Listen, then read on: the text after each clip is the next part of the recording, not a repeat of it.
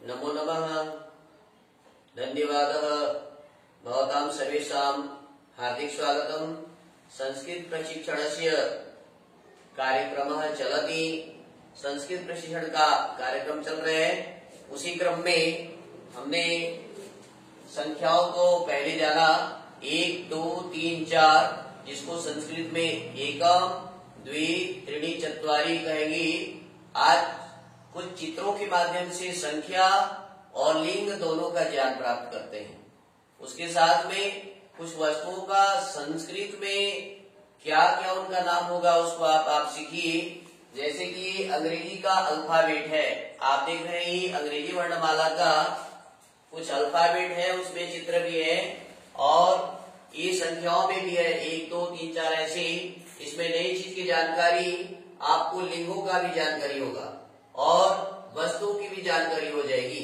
आइए मैं आपको लेकर चलता हूँ। ये सेव को संस्कृत में सेव फलम कहते हैं। सेव फलम हम शब्द सुने से नपुंसकलिंग एकम सेव फलम, अर्थात नपुंसकलिंग होने से इसको एकम सेव फलम ऐसा हम कह सकते हैं। और आगे है ये बॉल को संस्कृत में कंदुका कहते हैं। बॉल को संस्कृत में कंदुका, तो अ सुनेंगे ये पुल्लिंग में आ गया। एक कंदुका, एक यहाँ पर पुल्लिंग है और कंदुका भी पुल्लिंग है। और आगे है बिल्ली, सी से कैट या बिल्ली कहेंगे। बिल्ली को संस्कृत में मार्जारः या बिडाला कहा जाता है। अ सुने देने पर यह पुल्लिंग का ज्ञान होता है। तो एक बिडालः, ये कुत्ता का चित्र है ना, डॉग मतलब कुत्ता। तो इसको संस्कृत में श्वानः या कुक्कुरः कहा जाता है।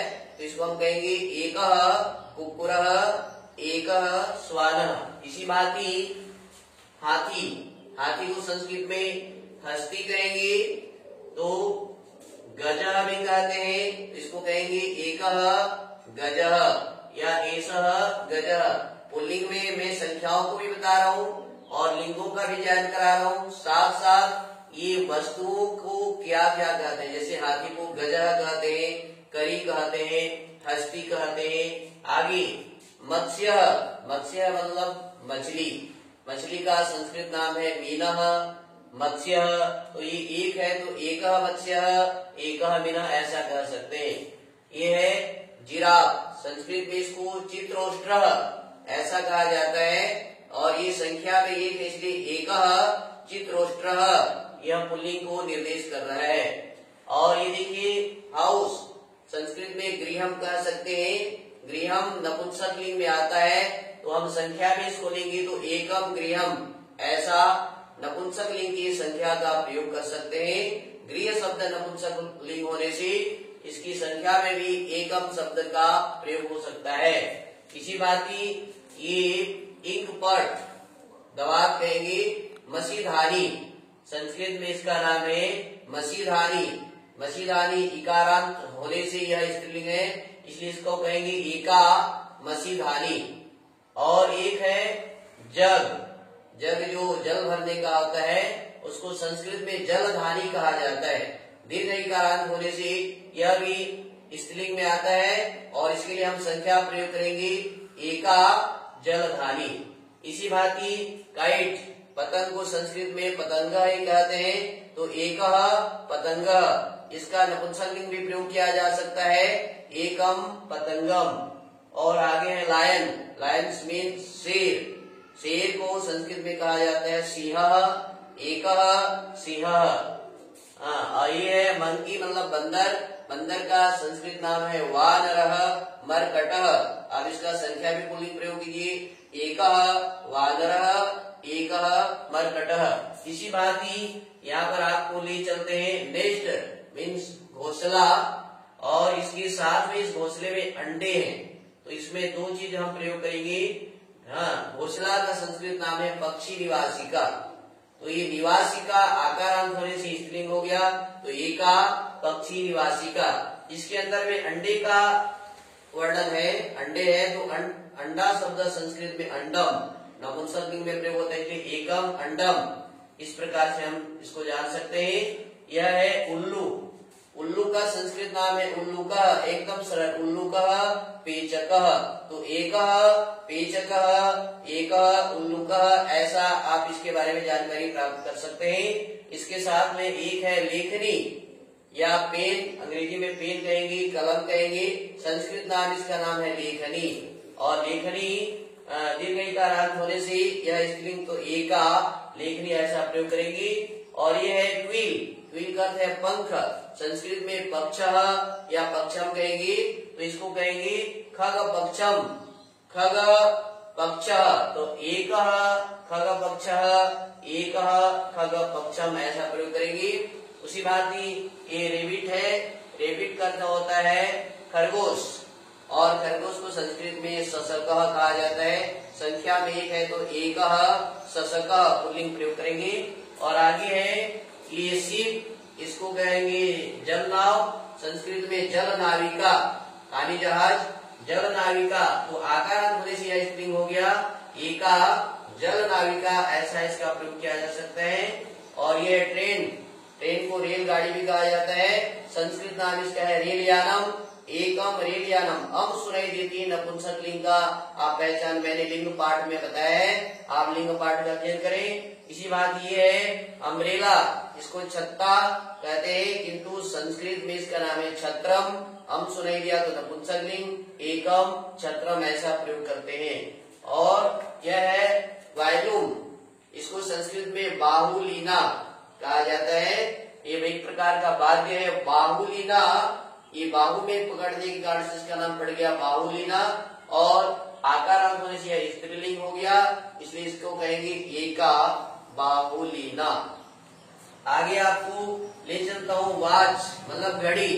संस्कृत में घड़ी का नाम है घटिका, आकारांत होने से यह स्त्रीलिंग में आ जाता है एका घटिका, ऐसा इसका प्रयोग कर सकते हैं। और ये है एक्सेलोफोन, फोन को दूरभाषः या मोबाइल को चरभाषः कहा जाता है, तो हम इसको दूरभाषः कह सकते हैं। और ये अकारांत होने से एकः दूरभाषः ऐसा आ गया।